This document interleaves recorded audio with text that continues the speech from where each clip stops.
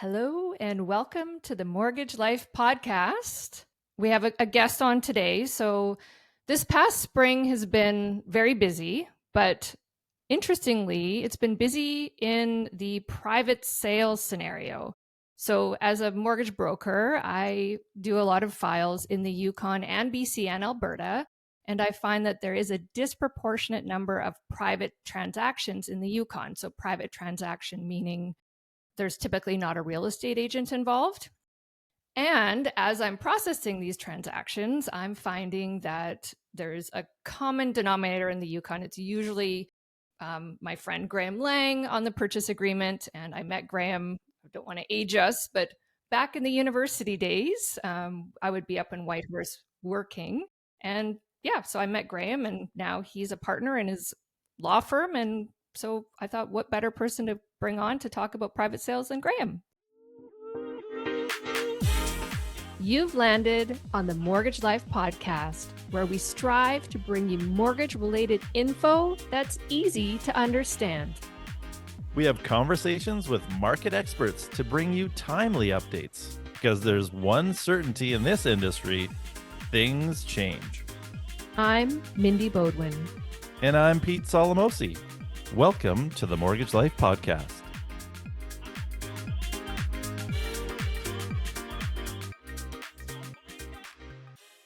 So welcome. Thank you. Just like by way of introduction, my name's Graham Lang. I'm a lawyer practicing in Yukon territory. Mindy used to live in Whitehorse many years ago, and we were friends then. I grew up in the Yukon. I was born here, and I practice primarily commercial and residential real estate. So I deal with those types of transactions. Yeah. Very cool. Now, we've talked a little bit. Mindy did a great introduction about private sales, but can you give us a full definition of what exactly is a private sale? To me, I kind of think private sale, generally, I kind of think it's like some weird little off-book transaction, but can you give us a full definition? What exactly are we talking about with a private sale? So look, a private sale typically means a transaction that doesn't involve realtors. Private transactions almost always involve a lawyer at some point, as people aren't necessarily equipped to navigate all the processes required by the Land Title Office. And if you're getting a mortgage, you absolutely need a lawyer in the Yukon territory, which is a bit different than the BC system. In BC, you have notaries who are enabled and empowered to help people with real estate transactions. We don't have that up here. So a private transaction, by and large, typically is a transaction that does involve a realtor and usually has two lawyers involved, one for the buyer, one for the seller. Right. So I could see how, as a seller, that's pretty advantageous. Oh yeah, to help with the private sale. With an average house price up here of probably north of $800,000 for a single family dwelling, a vendor's saving between $20,000 and $30,000 typically when it comes to realtor fees. And your legal fees for that type of transaction will be somewhere between $4,000 and $5,000, right? Now you've landed on an interesting point of private transaction, which is in a realtor deal. By and large, your purchaser doesn't bear much in the way of cost when it comes to the transaction, other than your conveyance fees with your lawyer. When you're in a private deal, the buyer's usually paying a lawyer to draft the agreement, to do more than a lawyer would typically do in a realtor transaction. So your cost as a buyer sort of doubles up in that transaction. Now, on the flip side, oftentimes you'll find that your purchase price might be a little bit lower because the vendor's sharing a bit of that savings on the realtor side with the purchaser. So kind of works out, but yeah, that's from a vendor point of view, you're saving tens of thousands of dollars if you can find somebody to buy outside of a realtor sphere, Gotcha. So it's interesting how there's a little bit of that cost movement because there's costs associated with any transaction. But in this case, I guess in most real estate scenarios where you've got a realtor involved or two realtors, one on the buyer and one on the seller side, the seller, in fact, kind of bears a lot of the cost of selling that property because the commissions for realtors go straight from the sale proceeds. Whereas in this case, it's almost like there's a little bit of movement of that cost to both the buyer and seller, because we've each got lawyers now, and there's a little bit of that legal cost that's now shared out there. That's right. Yeah, That's interesting. right. And so contrasting like a private sale transaction in the Yukon versus BC, so you brought up a good point, that the notaries in the Yukon don't work with land titles, correct? Like they do in BC? Yeah, your notaries here don't have the same powers that they do in BC. Yeah. Your standalone notary can notarize documents, but they don't have trust accounts. They don't move money. They don't do the things that they can do in BC. Interesting. What I want to find out, and this is like totally unrelated to the questions that we're asking, but like, why are there more private transactions in the Yukon than we typically see in BC? Is it that they're trying to be very thrifty, or what exactly is happening there? I've wondered that myself, because look, we do see a lot of private transactions, and I don't know if you see this in BC, but it is very common here for someone to sell their house on Kijiji. And Yeah. so a lot of it's got to do with social media and the introduction of online advertising in a way where you can reach a lot of people without much expense, right?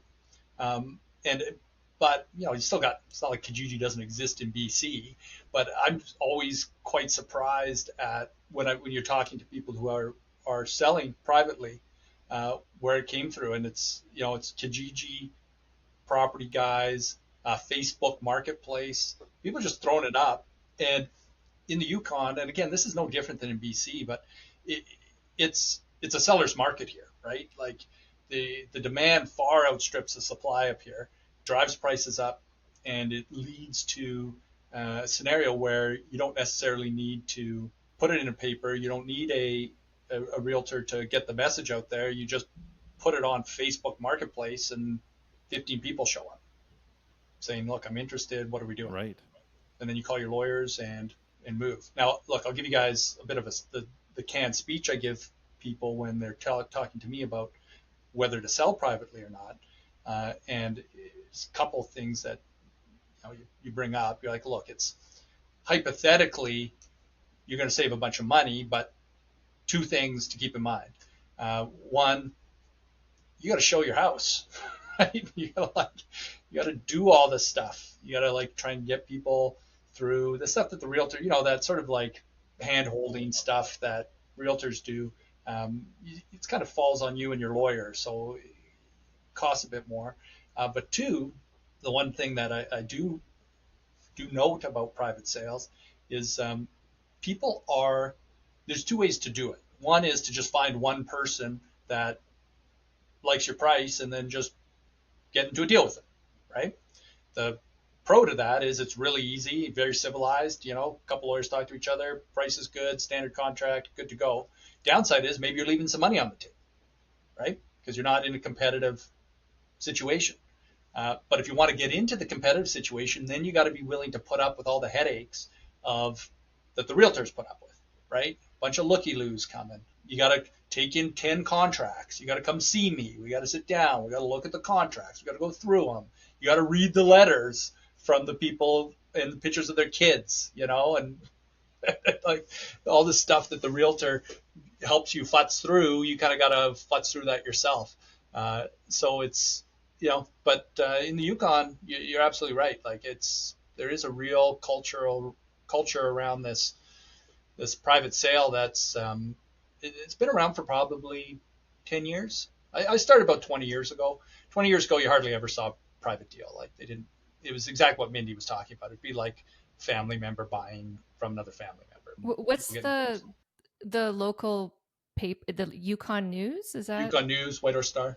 Yeah, and so there would be the real estate section that would come out. I can't remember if that was a weekly or a bi-weekly. It would be the insert. It would be 4 or 5, color pages, Yes, and that is how I basically sold all my properties back, and that would have been 20 years ago. Yeah. Yeah, it's interesting, but I guess too, it's a smaller community. There's a lot of word of mouth. Yeah. Yeah, I've heard I had one scenario where the vendors were doing we will accept offers on this date, and ended up getting to an overbidding scenario on a private sale. And so then I'm sitting there, my clients are calling me, and it's like, well, geez, I'm the one doing the financing here. Like, have you spoken to a lawyer yet? Yeah. So it's interesting. And then sometimes it's just word of mouth. I heard Sally was selling her house. I've always wanted That's that how I house. bought my house that I live in right now. Yeah. I was talking about how I needed to upgrade my house. I needed a bigger house. Had a kid. Got 2 kids now. And one of the people I work with here, one of our corporate clerks, was like, "Oh, hey, Edie from McDonald and Company is selling her house. It's like a minute and a half from my office here." And I knew what they were talking about because small town. So I just called Edie. Yeah. And Edie and I got into a private deal. She's like, "Oh, I was going to go to market with it like in, 2 weeks." I'm like, "Well, how much do you want for it?" And she's like, "This." I'm like, "Great, let's just do that." And I'll buy the house. Nice. And I moved in, and now I walk to work in the morning. It takes me a minute. It's nice. That is amazing. But yeah, small town. So that's some of it too, right? Like we're talking about, the Yukon, when you look at it on a map, it's like a massive footprint. It's like the size of Alberta, but there's only like 45,000 people who live here. How many people live in Vernon? 40,000. 40,000, right? Yeah. So like our territory has the same amount of people that live in Vernon.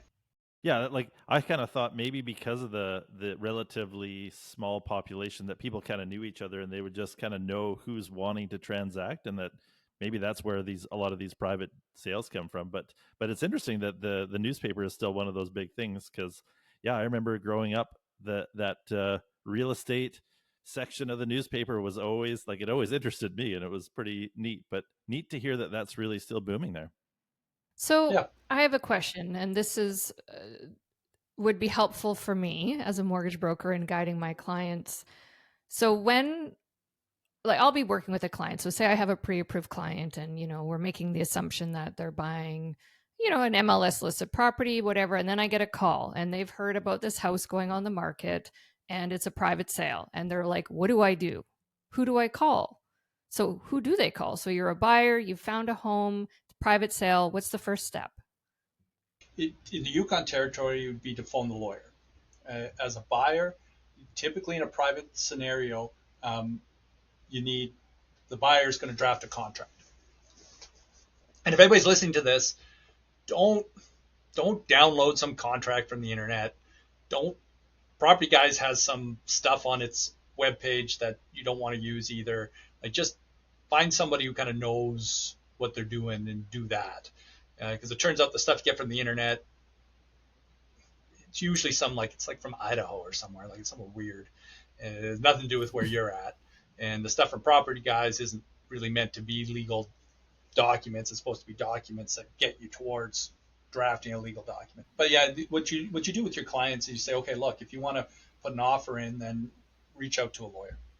They're going to need a lawyer anyway to do the mortgage, typically, in the Yukon anyway. Down there, you can get away with a notary, obviously. But because look, here's the thing: that the one thing that you're typically missing when you go through a private deal is the due diligence that realtors perform, the property taxes, all that stuff.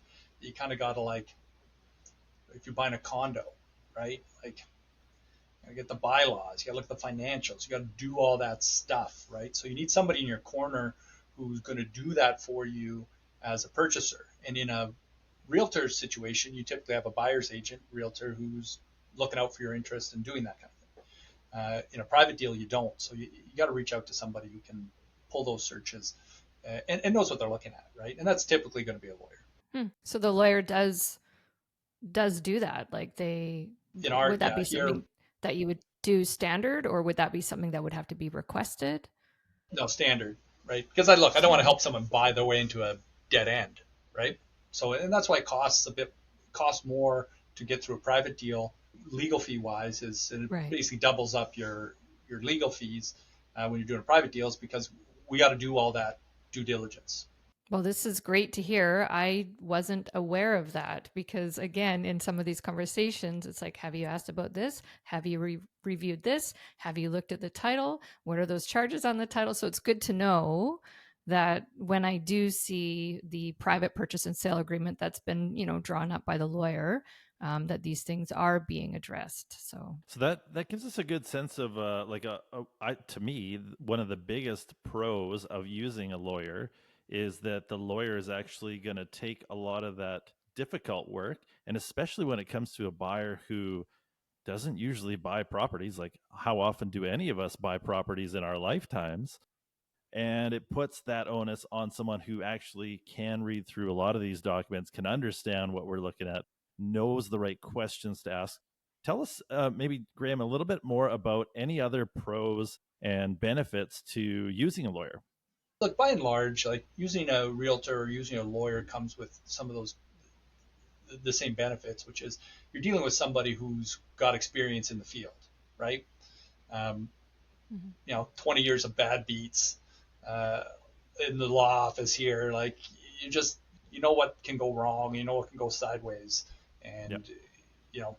You're looking for it, and you can impart that knowledge on to people, right? Like the big thing is like what's a problem and what's not a problem. Like in the Yukon territory here, like things our permitting systems are kind of weird. Unless you have that sort of experience, you kind of don't know, maybe don't know.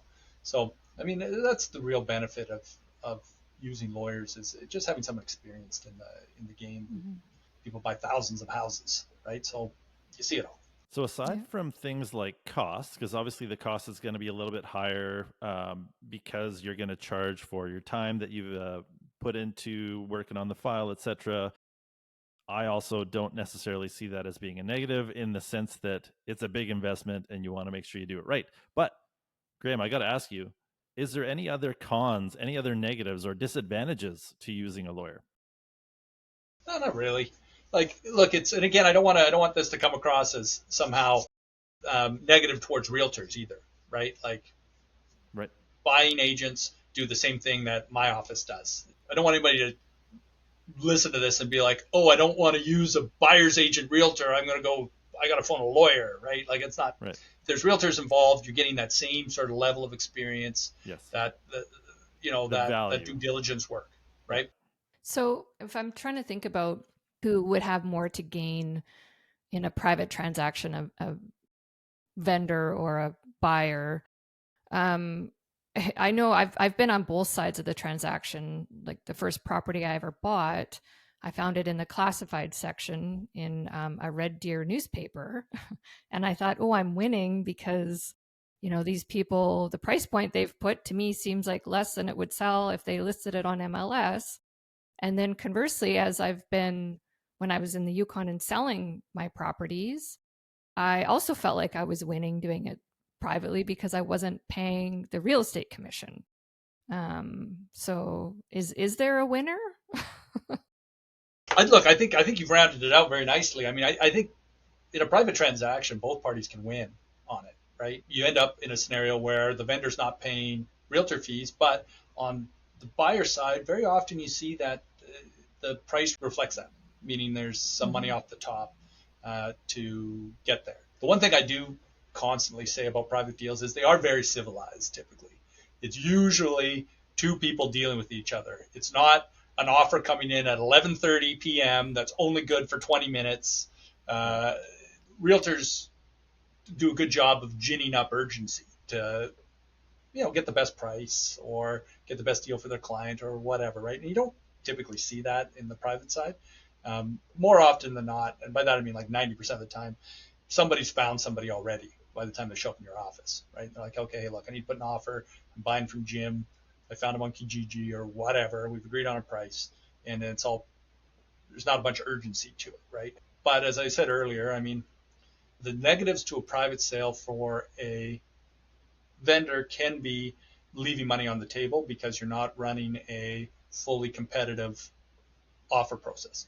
A realtor's got connections to other realtors to put the word out better than Kijiji does. Like the MLS listing does reach out further. In a private sale, the negative for a vendor can be that you're leaving some money on the table, but you're exchanging that for an easy deal, right? So you talked about some interesting scenarios with regard to, an offer at 11:30 at night with a 20-minute subject removal period. Have you actually encountered anything that's interesting or notable like that, or any sort of funny stories, or people buying on February 29th? Or tell us a little bit more about what you've seen in your 20 years. Oh, look, man, you see it all, right? Like, I don't know, people watch too many like real estate TV shows. That's part of the challenge, right? And realtors included, right? Uh, Realtors watch too many shows where everything's like this game of brinksmanship. I saw an offer come in from a realtor who was like, "Hey, I got an, I just got an offer and it's good for like an hour. Can people do that?" I'm like, "Yeah, you do that. It seems crazy, like to do that, but you can, right?" So you do see it, but it's just not practical because all you're doing really is like creating some bad feelings on the front end, right? Like, yeah, here's my offer, accept it immediately, And I do find that those typically don't end great because like guys who are difficult on the front end are difficult in the middle. But I had one. It was like two friends, and this is crazy. This is, again, just people watching too much TV, but these people work together. And the one person A and person B, person A put in an offer on a house and was talking to their coworker about it. And the realtor called and said, "Hey, look, somebody else put in another offer. Like, it's close, but they're giving you a chance to respond." So they responded, higher price. The other person put in a higher price. It was this crazy, like, back and forth. And the person A really needed the place. I think you see where this is going. Finally, the price had been driven up, but the person A finally got it. And through some series of events, the buyer, person A, was like, "Look, who was this other person bidding?" And then it turns out it was person B, like the person that she was talking to about like this scenario and about how this person was like driving it up, but like she like really wanted the place. And like confronted this coworker. Wow. The coworker's like, "Oh, all's fair in business," And she's like, "What are you talking about? I thought we were friends." Turns out like I'm talking to you about my bids, and then you're like emailing your realtor to like up your bid, to try and buy the house out from underneath me. Anyway, like crazy stuff that you wouldn't Wow. believe I've not heard that. happens. That's It all happens. It doesn't have to be like that, but right. whatever. Humanity. It's a problem with humanity. It's all the people involved. Well, I think that's a very, very fitting way to end this episode. Have some humanity if you're making a private deal. If you can, just be nice. Exactly. Well, thank you for taking the time today, Graham. We know you're very, very busy. I see your name on a lot of things, so I can attest to that firsthand knowledge there. So yeah, thank you. And thank you for breaking down some of this private sales stuff for us. Yeah. Look, nice talking to you guys. And yeah, we'll talk in the future. This is The Mortgage Life. We look forward to continuing the conversation. So come back and listen.